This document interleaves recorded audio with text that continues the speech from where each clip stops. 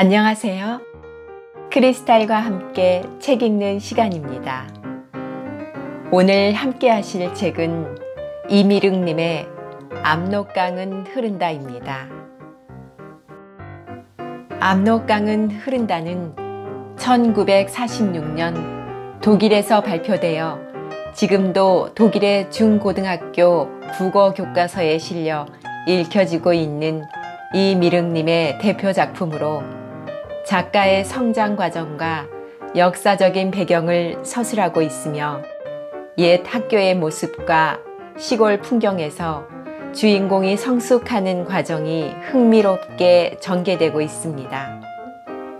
제가 낭독한 책은 개수나무 출판사에서 번역하고 출간했습니다.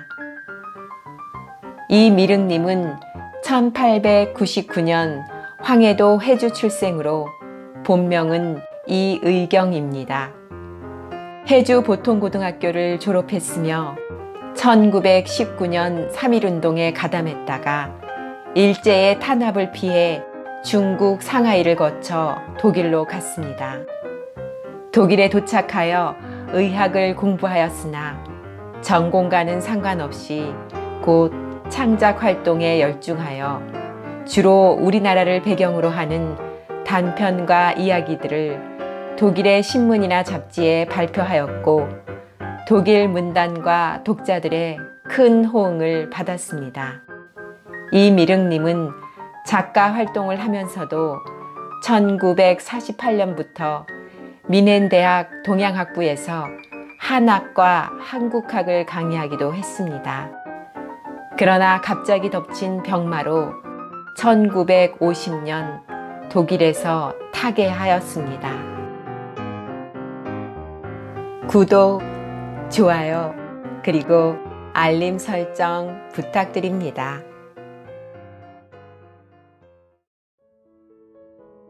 시계. 내 옆자리에 앉은 기섭이는 잘생기고 영리한 학생으로 무엇이든지 잘 알고 있는 것 같았다. 그는 나를 딱하게 여기는 듯 했다. 내가 잘 알아듣지 못해 풀이 죽어 있었기 때문이었다. 나는 자연은 거의 아는 게 없었고 산수는 더 형편이 없었다.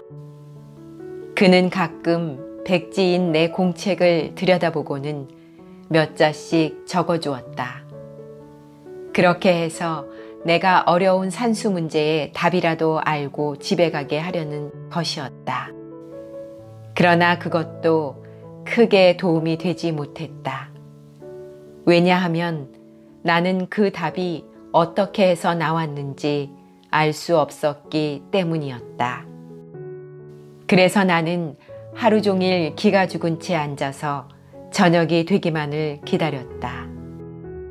집으로 돌아오는 길에 나는 자연 시간에 몇 가지 알아들은 것과 유럽에 관해서 새로이 들은 것들을 아버지께 이야기할 수 있게끔 머릿속으로 정리해 보았다. 아버지는 아무리 사소한 것이라도 새로운 것은 기쁘게 들으셨다. 나는 들은 것을 빼놓지 않고 다 이야기했고 조금이라도 유럽에 관한 것처럼 보이면 모두 아버지에게 가져다 드렸다. 유럽 글자가 적힌 종이 조각, 고층 건물이나 철교나 탑의 사진 등 이 모든 것을 아버지는 오랫동안 세밀히 살펴보셨다. 쉬는 시간이나 수업이 끝난 후에 몇몇 아이들이 운동장에 모여서 유럽의 여러 나라와 뛰어난 학자와 학문에 대해 이야기를 하고 있었다.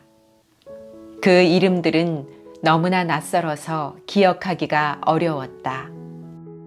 같은 반 친구인 복수리는 한 중국인 부자가 유럽의 현인을 방문한 이야기를 했다. 그런데 이 부자가 그만 아주 비싼 다이아몬드 반지를 뜰에 떨어뜨렸다고 했다. 그가 현인과 대화하던 중에 자기에게 일어났던 불운을 말했더니 손님, 걱정하지 마십시오. 유럽에서는 아무도 땅에 떨어진 남의 물건을 줍지 않습니다. 라고 현인이 말했다는 것이었다. 실제로 걱정하던 그가 창문 밖을 내다보니 방금 뜰에서 비질을 하던 시종이 처음에는 반지를 손에 들었다가 뜰을 깨끗이 쓸고 난 다음에 그 반지를 다시 제자리에 갖다 놓더라는 것이었다. 기섭이는 한동안 유럽에 살았던 중국 황태자에 관해서 이야기했다. 황태자는 중국으로 돌아가기 전에 작별 인사 겸 그동안의 호의에 대한 감사의 뜻을 전하려고 그 나라에서 제일 높은 사람을 찾아갔었다. 그는 마침 성의 정원에서 자갈이 많은 길을 청소하던 정원사를 만났다. 황태자는 정원사에게 주인을 만나볼 수 있겠느냐고 물었다. 그랬더니 정원사는 내가 바로 이 나라의 대통령입니다. 유럽에는 다른 미개국에서와 같은 그런 주인도 없고 종도 없습니다. 라고 대답했다고 했다. 이 이야기를 듣고 아버지는 무척 즐거워하셨다. 그것 봐라. 아버지는 기쁨에 차서 말씀하셨다. 유럽 사람이 바로 진정한 사람이야. 며칠 전에 아버지가 사들인 커다란 괴종시계가 밤 12시를 알렸다. 그 소리는 온 집안에 울려 퍼졌다. 시계는 고요한 밤에도 계속 똑딱똑딱 소리를 내고 있었다. 아버지는 여전히 등불 옆에 앉아서 내 교과서를 뒤적이고 계셨다. 유럽에 관해서 더 들은 것은 없느냐? 없습니다. 그 나라들은 누가 다스리는지 말해주지 않더냐? 아니요. 그러나 저는 대통령이라고 생각해요. 대통령은 아마 왕과 같은 존재일 겁니다. 그럴 테지. 아버지는 깊이 생각하기도 하고 때로는 미소를 짓기도 하면서 책을 더 읽으셨다. 그러고는 책을 옆에 펼쳐놓고 마치 가려진 새 세계를 넘겨다보는 것처럼 앞을 응시하셨다. 어느 날 저녁에 집으로 돌아가려고 하는데 교실 문 앞에서 한 아이가 나를 기다리고 있었다. 그는 나보다 상급생인 용마형이었다. 내가 남문 안에 사는 이감찰댁 아들이니? 그가 물었다. 네, 맞아요. 하고 나는 대답했다. 오늘 어느 집에 가서 그 집 애를 우리 학교에 보내도록 권하려고 해. 나는 전에 신식학교의 학생들이 마을을 돌아다니면서 이 집 저 집 찾아가 그 집 아이들을 신식학교에 보내도록 학교의 좋은 점을 말하면서 부모님들을 설득한다는 얘기를 들었다. 송 선생님이 오늘 저녁에는 우리 둘이 가라고 하셨어. 내가 주저하는 모습을 보고 용마 형이 말했다. 저녁 먹고 바로 버들다리로 와. 거기서 만나자. 부모님들에게 보여드리게 교과서도 몇 권 갖고 와. 우리가 강을 끼고 걷고 있을 때에는 날이 이미 어두워졌다. 강물이 저녁빛에 빛나고 있었다. 너 뉴턴에 대해서 아니? 용마 형이 걸으면서 물었다. 아니요. 나는 솔직히 말했다. 모든 것이 땅으로 떨어진다는 중력에 관해서는 물론 들어보았지? 아니요. 하고 나는 다시 말하지 않을 수 없었다. 용마 형은 매우 놀란 듯이 나를 바라보았다. 내 또래의 아이가 중력에 관해서 모른다는 사실을 이해할 수 없다는 표정이었다. 지구가 태양 주위를 돈다는 것은 알아요. 내가 말했다. 좋아, 그걸 사람들에게 이야기해라. 그는 웃으면서 말했다. 아니면 산소에 관해서 말해도 돼. 물이 산소와 수소라는 서로 다른 두 물질로 구성되어 있다는 걸 이야기하라고. 우리 선조들은 우주가 음과 양 두 극으로 형성되었다는 것만을 알고 있었어. 그러나 서양 사람들은 물이나 공기, 바위 같은 단일한 물질에도 이 원칙이 적용된다는 것을 알고 있지. 그의 목소리는 매우 부드러웠다. 그리고 말씨는 명확하고 신중했다. 많은 사람들이 이제 나쁜 시대가 왔다고 한단다. 그러면 너는 분명히 말해줘라. 지금은 결코 나쁜 시대가 아니며 아주 새로운 시대라고 말이야. 눈 많은 긴 겨울 다음에 봄이 오듯이, 진달래가 피고 뻐꾸기가 울듯이 그렇게 우리는 새 시대를 맞겠다고 말이야. 우리가 찾아간 집의 아저씨는 붓을 만드는 사람이었다. 그 집의 바깥 벽에는 붓을 판다고 커다랗게 쓰여 있었다. 막 돌층계 꼭대기에 이르렀을 때 우리는 주전자를 손에 들고 내려오던 젊은 부인과 마주쳤다. 그 부인은 우리가 찾아온 목적을 듣더니 한마디 대꾸도 없이 집으로 들어가 문을 닫아 걸었다. 우리가 몇 번이나 문을 두드렸지만 끝내 문을 열어주지 않았다. 우리는 그 집 앞에 서서 한동안 가까운 계곡에서 쏟아지는 물소리를 듣다가 그냥 돌아오고 말았다. 혹시 집에 나무 상자가 있거든? 용마 형은 계속 말했다. 검은 종이로 안팎을 붙여봐. 그런데 한쪽은 그냥 두고 거기에다 간유리를 덮어. 그리고 그 반대 방향에 바늘기만한 가는 구멍을 내. 이 상자로 풍경을 내다보면 온갖 나무와 꽃들이 유리에 비치는 걸 볼 수 있어. 다른 사람들에게 그걸 보여줄 때에는 이 상자로 사진 같은 걸 만든다고 이야기해도 돼. 용마 형은 나를 집으로 데려가서 자기 방에 있는 많은 책들을 보여주었다. 그 중에 몇 권은 유럽식으로 제본되어 있었고 금박 글자로 장식되어 있었다. 나는 그것들을 감히 만지지도 못했다. 우리가 먹으로 글을 쓰고 있을 때 유럽 사람들은 금으로 글을 썼어. 그가 설명해 주었다. 내가 집으로 돌아가려고 하자 그는 내게 조그맣고 얇은 푸른 표지의 책 한 권을 주었다. 그 책의 표지에는 유럽식 제목이 쓰여 있었다. 이 책은 진보적 생각을 가진 사람이라면 모두 읽어봐야 하는 책이다. 아버지께도 보여드려봐. 나는 그 책을 받아들고 재빨리 집으로 돌아왔다. 에이브라함 링컨, 에이브라함 링컨. 아마 사람의 이름일 테지? 아버지가 나직이 물으셨다. 그렇게 알고 있습니다. 아버지는 몇 장을 읽어보고 또 몇 장을 넘겨보셨다. 그러고는 책을 앞뒤로 살펴보셨다. 너는 그만 자거라. 아버지는 나를 보지도 않고 퉁명스럽게 말씀하셨다. 그는 유럽의 현자입니까? 하고 여쭈었다.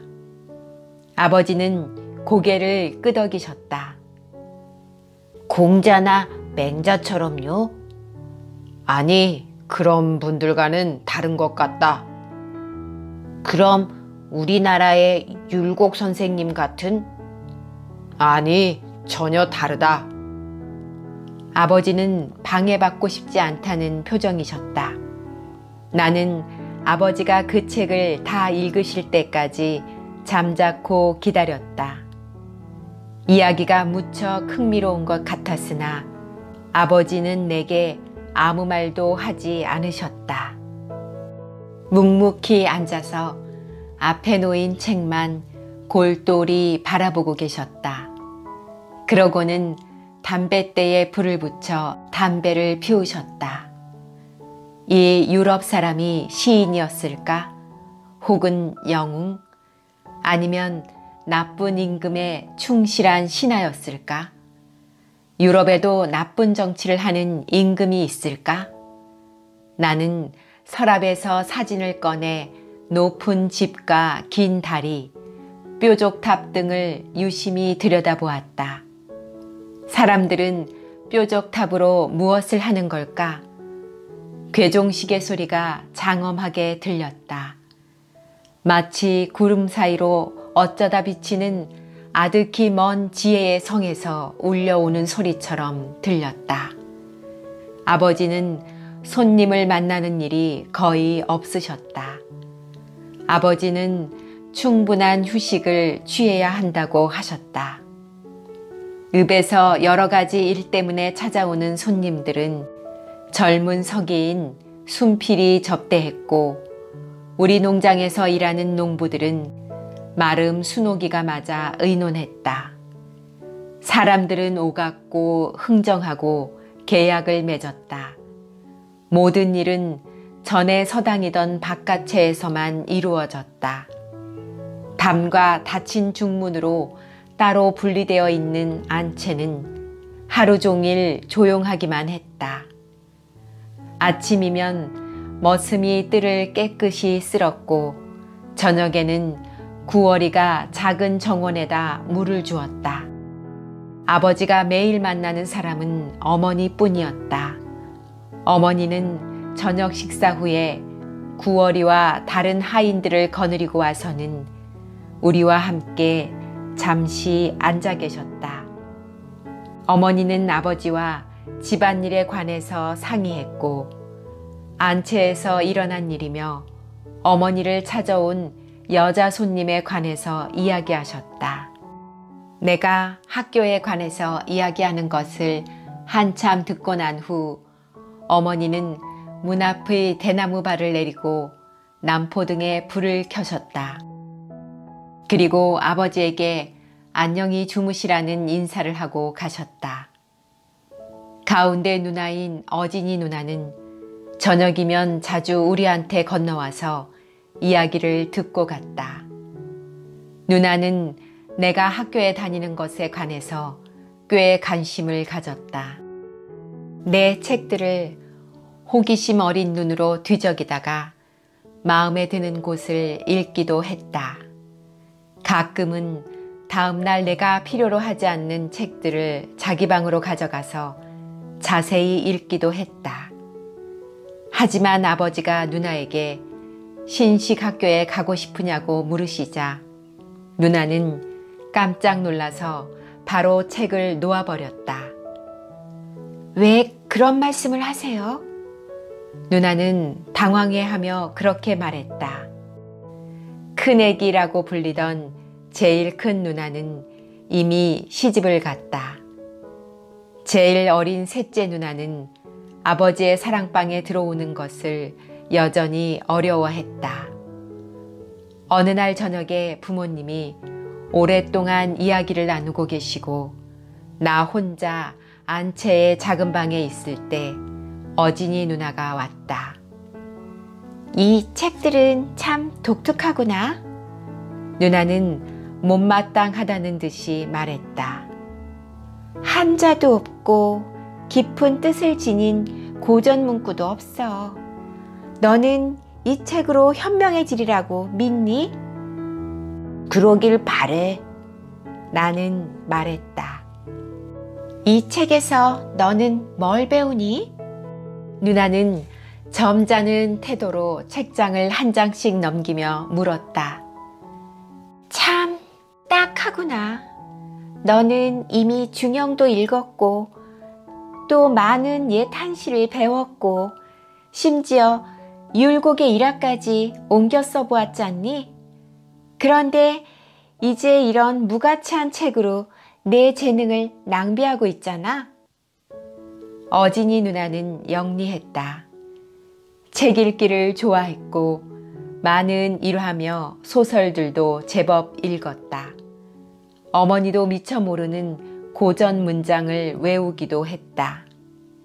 사람들은 우리 남매들 중에서 어진이 누나가 가장 영리하다고 했다. 또 나를 자주 꾸짖는 유일한 누나였다. 누나는 내 글씨가 엉망이고 멋이 없으며 내 말은 위엄이 없다고 꾸짖었다. 그래서 가능하면 나는 누나와의 대화를 피했다. 새 학문은 달라. 마침내 나는 이야기를 할 수밖에 없었다. 이 책에는 매일 수천 리를 달리는 기차를 어떻게 만드는지 배울 수 있어. 그리고 달까지의 거리를 측정하는 방법이라든지 전력을 이용해 불을 켜는 방법들을 배우지. 그러니까 너는 현인이 될 수 없어. 누나는 걱정스러워하는 말투로 말했다. 이제 다른 시대가 온 거야. 나는 말을 계속했다. 어두운 시대는 가고 밝은 시대가 왔어. 우리의 어두운 잠 뒤에 밝은 시대가 온 거야. 새로운 바람이 우리를 깨운 거라고. 지금은 긴 겨울 뒤에 새봄이 온 거야. 사람들이 말하고 있잖아. 누나는 내 말은 거의 듣지 않고 오랫동안 잠자코 있었다. 그러면 유럽이라는 나라는 도대체 여기서 얼마나 멀리 떨어져 있니? 그건 아직 배우지 않았어. 아마 수만 리가 될 거야. 옛날에 소군 공주가 꽃이 없는 나라에 시집을 갔었어. 그러면 혹시 거기일까? 아니야, 거긴 오랑캐 나라였어. 유럽에도 백합이며 개나리며 진달래 같은 꽃이 핀다고 생각하니? 난 몰라. 그럼 그곳에도 남풍이 불어 달빛 아래에서 술잔을 기울이며 시를 지을 수 있다고 생각하니? 그것도 확실히 모르겠어. 너는 정말 아는 게 아무것도 없잖아? 누나는 실방에서 딱 잘라 말했다.